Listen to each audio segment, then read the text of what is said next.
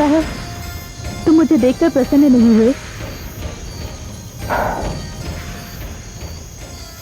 क्यों? ऐसा क्यों सोच लिया तुमने? यदि प्रसन्न हुए होते तो तुम्हारे नेत्रों में उसकी परछाई अवश्य दिखाई देती।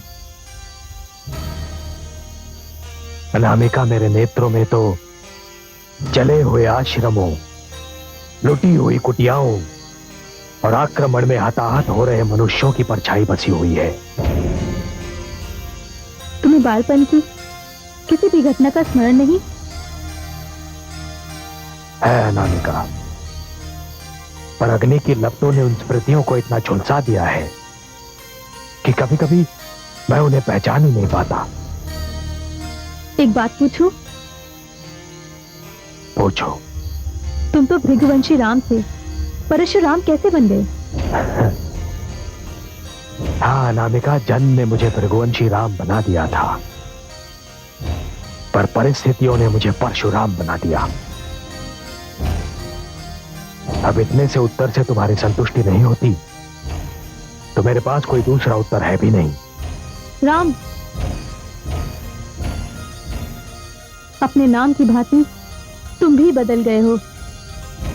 लगता ही नहीं तुम वही हो जिसके साथ मैं बालपन में खेला करती थी। वो कोई और था और आज जो मेरे सामने है वो कोई और। हाँ देवी, जिसे तुमने बालपन में देखा था वो एक बालक था, भोलेपन और चपलता का सुंदर सम्मिश्रण। परंतु जो आज तुम्हारे सामने खड़ा है वो कोई व्यक्ति नहीं है। फिर कौन है? एक अभियान। हाँ देवी, भृगुवंशी राम एक व्यक्तित्व था, परशुराम एक अभियान है। जिस दिन यह अभियान समाप्त हो जाएगा उसी दिन परशुराम भी समाप्त हो जाएगा। देवी, तुम बहुत अच्छी हो, बहुत सुंदर, बहुत कोमल। विश्वास करो, यदि कभी तुम्हें दुख पहुंचा तो मुझे भी दुख होगा, पर मुझसे कभी कोई ऐसी आस न लगा बैठना जिसे पूरा करना मेरे वश में न हो।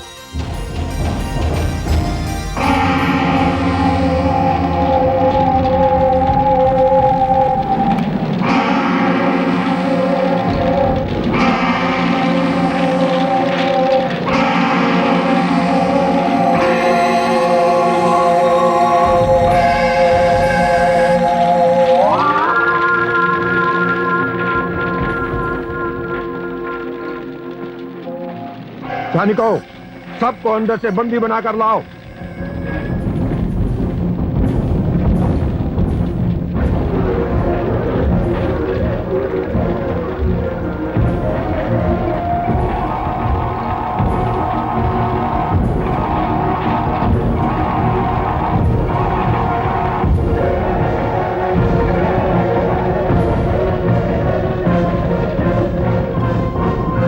राम, राम, राम, राम!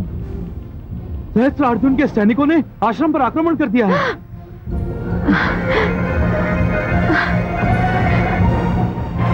ऋषि जमदग्नि, कहां है तुम्हारा पुत्र?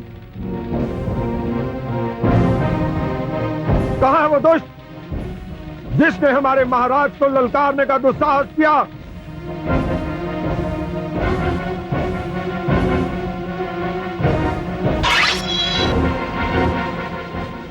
यदि तुम लोगों ने अपने मुख नहीं खोले तो मैं तुम सबको चुन चुन कर मार डालूंगा। बताओ कहां है वो? यहाँ हूं मैं।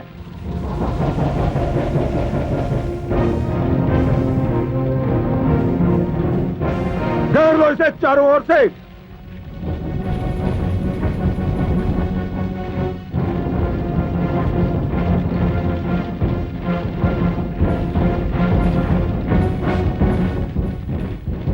अब जबकि तुमने मुझे चारों ओर से घेर लिया है, मेरे परिवार को मुक्त कर दो। मैं इतना मूर्ख नहीं हूं नवयुवक।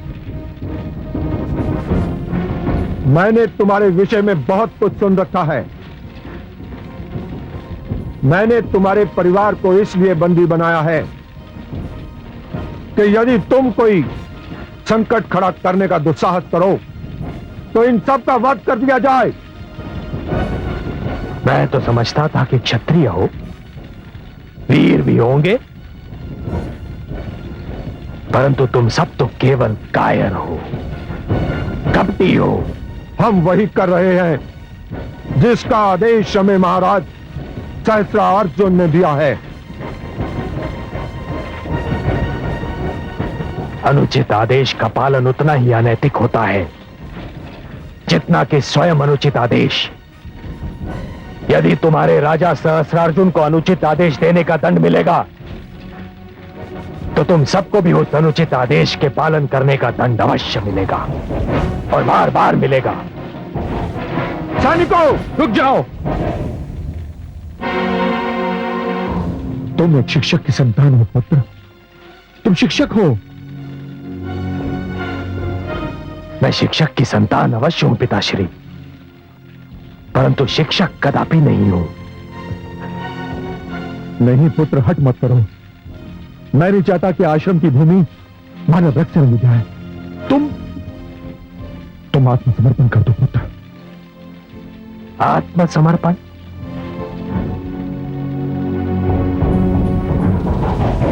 आत्मसमर्पण? असत्य के समक्ष आत्मसमर्पण, अधर्म के समक्ष आत्मसमर्पण, अन्याय और अत्याचार के समक्ष आत्मसमर्पण। पिताश्री, आप जो कह रहे हैं यदि वो कर दिया गया तो मानव इतिहास अश्रुओं की धारा में बह जाएगा और वो मानव इतिहास का सबसे बड़ा दुर्भाग्यपूर्ण दिन होगा।